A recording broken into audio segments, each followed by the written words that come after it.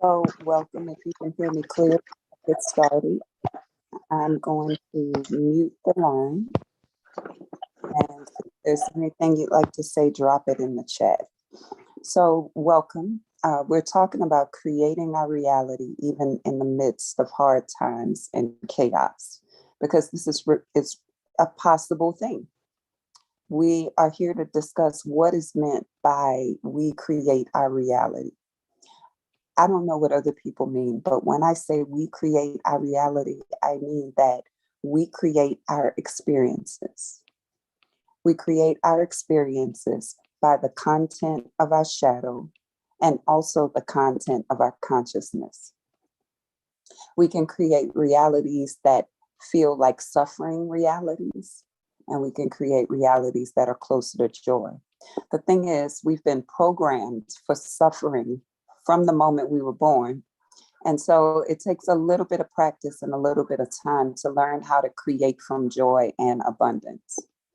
For example, a lot of us have learned how to fuel our action with anger, but very few people know how to draw up motivation from within themselves to do something when they're not motivated, right? So we can create learning experiences that feel joyful. We can create learning experiences that feel painful. We need both for balance. So I don't think everything's going to be full of joy. And I don't think everything is going to be hard and challenging, but we need both for growth, right? And so our experiences are based upon our belief systems. A lot of times people try to change behavior. They try to change feelings. They try to change expectations. They try to change assumptions, but they're largely unsuccessful because the way to change begins with the belief systems. The problem with belief systems is that they are beneath our consciousness. So we don't really know what we believe until we can hear what we're saying. Sometimes people say, watch what you say. I say, watch what you believe. It's like the Bible says, out of the abundance of the heart, the mouth speaks. The belief systems are the heart, and your mouth speaks from your belief systems. That's why whenever people are angry, I never accept that they say, oh, I just said that because I was mad. No, you said that because you have a belief system in there. And the person will say, no, I really didn't mean it. I know you meant it, but you didn't mean it on a conscious level. You meant it unconsciously when you said it, right? So let's talk a little bit about creating from belief systems. This is a short call. These calls are designed to give you food for thought, to prompt you to do something different, to shift your consciousness quickly, and then see if you need coaching, you know? So your belief systems are in your subconscious and they are running your show. Your belief systems determine what you attract, who you attract, what you repel. Even if you want to attract a good partner, for example, you may keep attracting ones that ghost you. Why? It's not that you don't know better. It's not that you don't have the information. It's that there's a program, a learned way of being in your subconscious that is resonating with people just like that and drawing them to you. You don't know this is happening. And because you don't know this is happening, you think you're choosing consciously, but it's your subconscious. It's your autopilot choosing from you, for you. So if you ever want to start creating a reality that you really enjoy, you got to come off of autopilot. You got to come off of the shadow content and bring your shadow content to light so you can acknowledge, embrace, and integrate it. There's some beautiful things in your shadow, like gifts that you don't know you have. And there's some things in your shadow that you have been told are wrong or unacceptable. You need these things to live a happy and abundant life. So if you're going to create a reality that you enjoy, you're going to need to do the shadow work.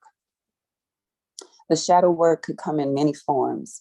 The shadow work I offer is complete and thorough because I'm interested in the programming of the mind, dissolving the program, and reprogramming the mind for success.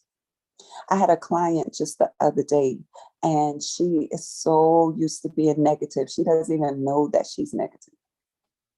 For example, her husband asked her to go on some vacation or whatever. And she was just like thinking to herself, why does he want to go on this vacation when this is wrong and that is wrong and blah, blah, blah. But he was genuinely wanting to go on a vacation and have a good time. So then she managed to go on a vacation and have a good time. And he wanted to take another one. And she went back to it. How in the world does he want to take another vacation when this and this and this? And I said, you know, he had such a good time with you that he wants to plan another vacation.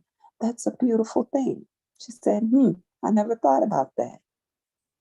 She was creating an unhappy experience with her subconscious content. So again, if you are to create something pleasant in the midst of hardship, you got to change your belief systems and align those belief systems with universal truth. A lot of times we are resisting situations that need to be simply because we don't like it. Let me give you an example. You get this wonderful opportunity to start a new job, and so you're excited about it. But then you get on the job and things are not going exactly how you want them to go. And so you start beating up on yourself. I should have made a different decision. I shouldn't have done this. I shouldn't have done that. Because your belief system is that failure is a thing. But universally, failure is an illusion. So if you felt that failure was an illusion in your belief systems, you would embrace the challenge of the job. You would get all the resources you could get and go forward and be successful. That's a person with a belief system that creates good things for them. Okay, so if you want to create, you've got to do the shadow work, because the shadow content that you don't know is there is sabotaging things like your prayers, your affirmations. You can affirm that you're a millionaire, right?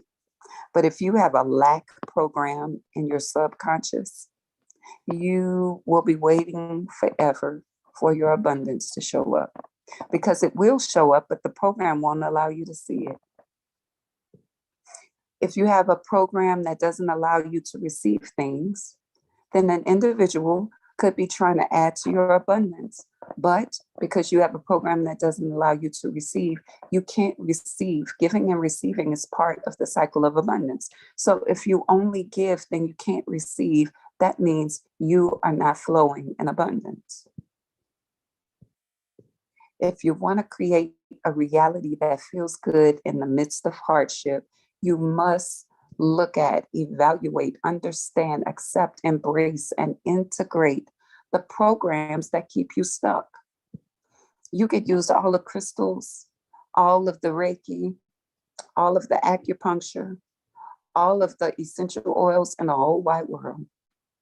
But if your subconscious is still programmed against what you really desire, you will not create a long-lasting experience.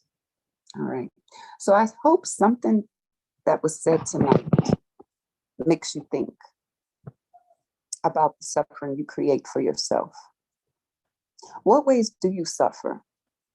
Do you suffer as a victim where everybody's doing something to you and you're powerless and you have to do this or that? That's a program. If you walk around talking about, I don't trust people, you can't trust people, that's a program. And from your program, from your belief systems, you will create. I hope this makes sense.